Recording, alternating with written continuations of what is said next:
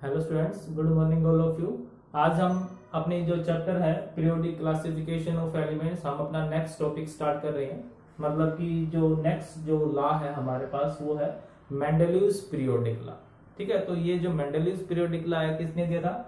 एक साइंटिस्ट थे हमारे पास जिनको हम मेंडलीव के नाम से जानते हैं। ठीक है, ये जो रशिया के रहने वाले थे और जो इनकी पीरियोडिक टेबल थी वो मोस्ट सक्सेसफुल रही उस टाइम पे। जब इन्होंने ये अपनी टेबल दी थी तो उस टाइम पे ये मोस्ट सक्सेसफुल रही। ठीक है, तो जो मेंडलीव ने जो लॉ दिया वो लॉ एक्चुअल में क्या था, ये एग्जाम पॉइंट ऑफ व्यू से बहुत ज्यादा इंपॉर्टेंट है। मान के चलो एग्जाम में यहां से क्वेश्चन जरूर उठता है, अप टू 3 मार्क्स तक में क्वेश्चन आ जाता है। तो ये लॉ कहता है क्या है? According to this law,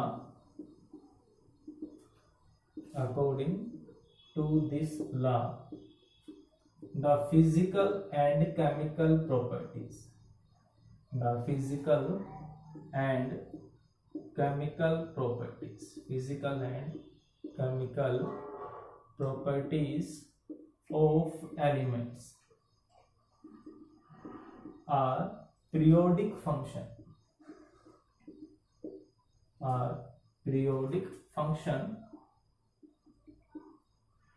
of their atomic masses, of their atomic masses। तो ये ला सिंपल सा क्या कहना चाह रहा है कि फिजिकल एंड केमिकल प्रॉपर्टीज, कोई भी एलिमेंट है जो उसकी फिजिकल और केमिकल प्रॉपर्टीज होंगी वो किसके ऊपर डिपेंड करेंगी? वो डिपेंड करेंगे उनके एटॉमिक मासेस पे। ठीक है, वो ये लिखा ना क्या फंक्शन, फंक्शन का मतलब यही हुआ कि जब हम एलिमेंट्स को increasing order of atomic masses में लगाएंगे तब क्या होगा, रेगुलर इंटरवल के बाद एलिमेंट्स अपनी प्रॉपर्टीज को रिपीट करेंगे। कब? When elements are arranged in increasing order of atomic mass. तो आप लिख सकते हो लाइन भी कि it means that when elements are arranged in increasing order of their atomic masses, then they repeat their properties after regular interval.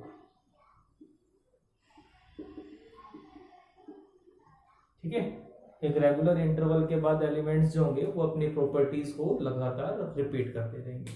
समझ में आया ये हमारे पास? तो अब मेन बात है कि भी मेंडलीव ने जो अपनी टेबल थी वो टेबल बनाई कैसे? ये तो सिंपल सा लॉ होगा। तो जो टेबल बनाई वो भी बहुत इंटरेस्टिंग सा है, और अगर सोचे तो उसने कुछ ज्यादा दिमाग भी नहीं लगाया, मतलब कि उसने सिंपल बेसिक का यूज किया उसने। तो जब मेंडलीव ने अपनी टेबल बनाई तब उसके टाइम पे करीब 63 एलिमेंट्स डिस्कवर हो चुके थे। ठीक है, करीब 63 एलिमेंट्स। तो उसने क्या किया, जैसे कि हमारे पास कार्ड्स होते हैं, प्लेइंग कार्ड्स होते हैं ना, ताश के पत्ते जो होते हैं, तो उसने क्या किया कि उसने 63 कार्ड्स ले लिए, हर एक कार्ड के ऊपर उसने एलिमेंट का नाम लिख दिया। ठीक है, और फिर क्या किया, उसने थोड़ा सा दिमाग क्या लगाया कि उसने सिर्फ इंक्रीजिंग ऑर्डर ऑफ एटॉमिक मास को प्रायोरिटी नहीं दी कि भाई हमने तो एलिमेंट्स को बस मास में लगा देना, जैसे न्यूलैंड्स ने किया था। फिर चाहे एलिमेंट जिनकी सिमिलर प्रॉपर्टी आए चाहे ना आए, ठीक है, उसने ऐसा कुछ भी नहीं किया। उसने क्या किया, 63 कार्ड्स लिए, हर एक कार्ड के ऊपर एलिमेंट का नाम लिखा। फिर उसने दो प्रॉपर्टीज को यूज किया। दो प्रॉपर्टी कौन कौन सी थी? Oxides and hydride. मतलब कि जब वो एलिमेंट ऑक्सीजन के साथ रिएक्शन करेगा तो ऑक्साइड बनाएगा, और जब वो हाइड्रोजन के साथ रिएक्शन करेगा तो हाइड्राइड। तो पहली बात तो ये कि उसने ऑक्सीजन और हाइड्रोजन को ही चूज क्यों किया?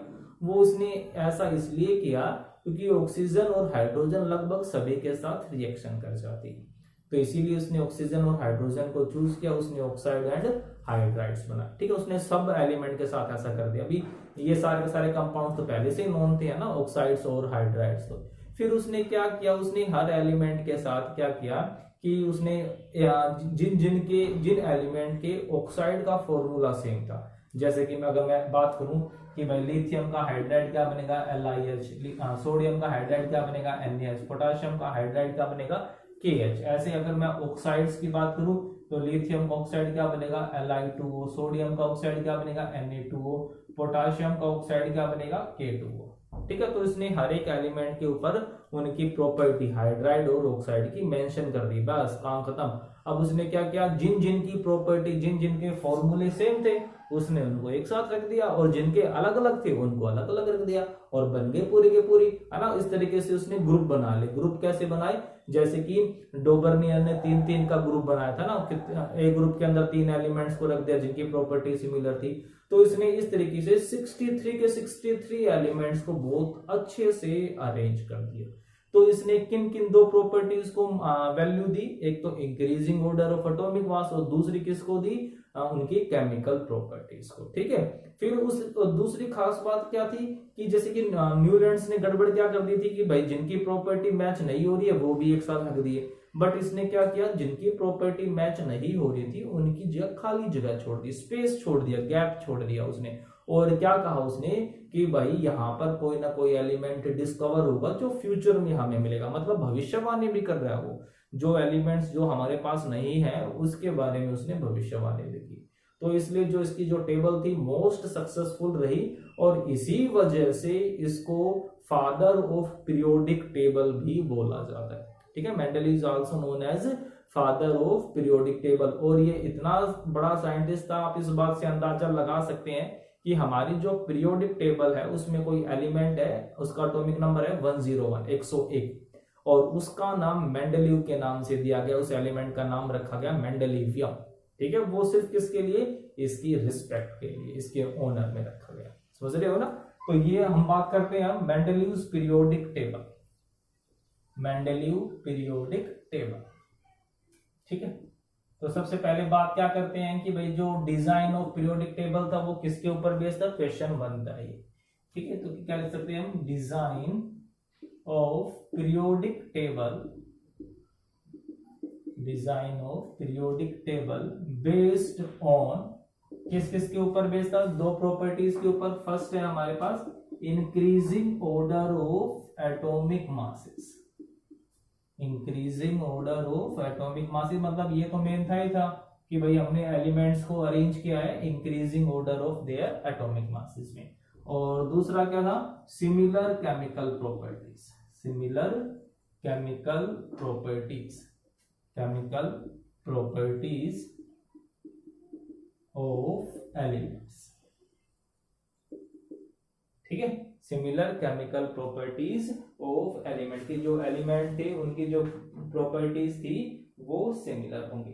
ठीक है, इसका मतलब क्या हुआ, दैट इज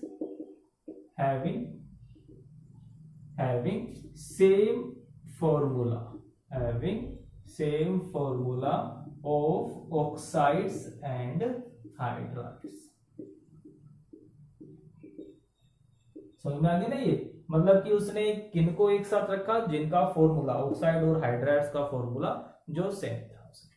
ठीक है, तो ये जो मेन चीज है ये चीज आप जरूर ध्यान रखना। सेकंड थिंग जो मेंडलीव्स टेबल के बारे में थी, the elements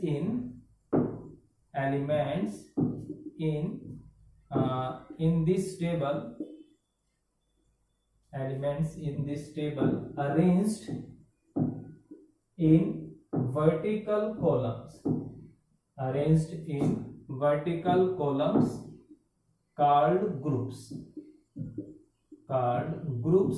and horizontal rows called periods,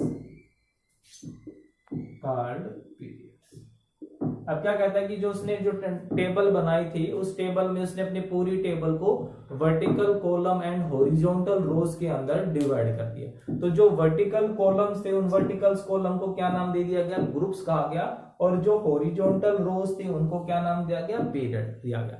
अब जो वर्टिकल कॉलम का मतलब क्या होगा, जो ऊपर से नीचे की तरफ आते हैं। ठीक है, अब उनको क्या नाम दिया उसने उसको ग्रुप का नाम दिया। तो सबसे पहली बात तो भाई ग्रुप का मतलब क्या हुआ, अब जो ग्रुप बनेगा वो हमेशा किनका बनता है, जिनकी प्रॉपर्टी सेम होती है, मतलब जिस भी ग्रुप में जो एलिमेंट रखे होंगे वो उसी में तो रखे जाएंगे ना जिनकी प्रॉपर्टी सेम होगी।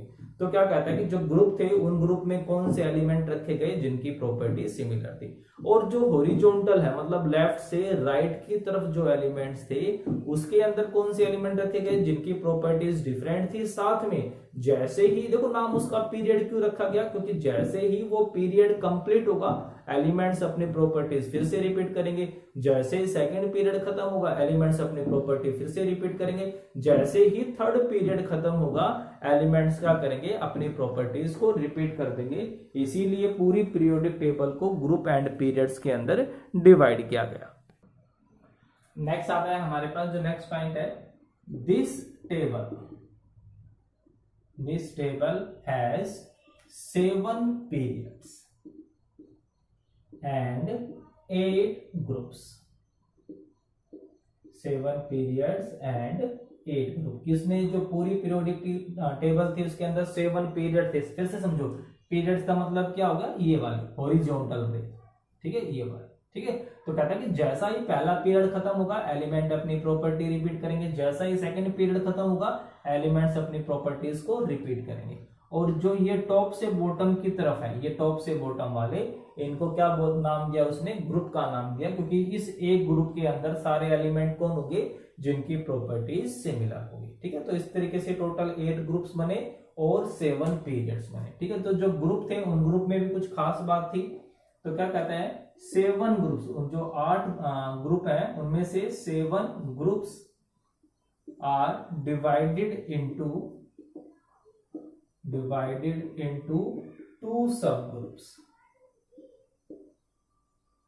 ठीक है। उनको डिवाइड कर दिया गया 2 सब ग्रुप्स में, कौन कौन से, ए एंड बी, ठीक है। जो हमारे पास जो 7 ग्रुप्स थे उन 7 ग्रुप को डिवाइड कर दिया 2 सब ग्रुप में, सब ग्रुप ए एंड सब ग्रुप बी। वाइल जो 8th ग्रुप था, while 8th group not divided, इसको डिवाइड नहीं किया गया, एंड हैव या हैज 9 एलिमेंट्स, ठीक है। जो 8th ग्रुप है उस 8th ग्रुप को 2 ग्रुप में नहीं बांटा गया। मतलब ये समझ सकते हो कि भाई टोटल 8 ग्रुप है, मतलब 8 क्लासेस हैं, तो 1 to 7 तो क्या हो गया, हर क्लास में 2 सेक्शन बनाती है, बट जो 8th क्लास थी उसके अंदर कोई सेक्शन नहीं था, ठीक है। तो ये हो गया हमारे पास जो सब ग्रुप्स के बाद। फोर्थ है हमारे पास जो 4th पॉइंट है इस टेबल के बारे में, कि he left gaps for undiscovered elements, ठीक है। इसका मतलब क्या हुआ कि उसने अपने टेबल में जो एलिमेंट डिस्कवर नहीं हुए थे उनके लिए उसने जगह छोड़ दिया ना। सबसे जो अच्छी बात थी कि उसने ये नहीं किया कि भाई प्रॉपर्टी मैच हो चाहे मत हो, एलिमेंट्स को अरेंज करना है। तो कहता है कि जिस भी एलिमेंट की प्रॉपर्टी मैच नहीं हुई इसके लिए उसने वहां पर स्पेस छोड़ दिया, गैप छोड़ दिया। He left gap for undiscovered element, और उसने गैप छोड़ा, इसका मतलब क्या था कि वो ये बताना चाह रहा है कि इन गैप्स में फ्यूचर में एलिमेंट्स डिस्कवर होंगे, ठीक है। तो ये थी हमारी मेंडलीव्स पीरियोडिक टेबल, और फिर इसकी जो एडवांटेजेस है और जो लिमिटेशन है वो हम अपने नेक्स्ट लेक्चर में डिस्कस करेंगे। Okay, thank you.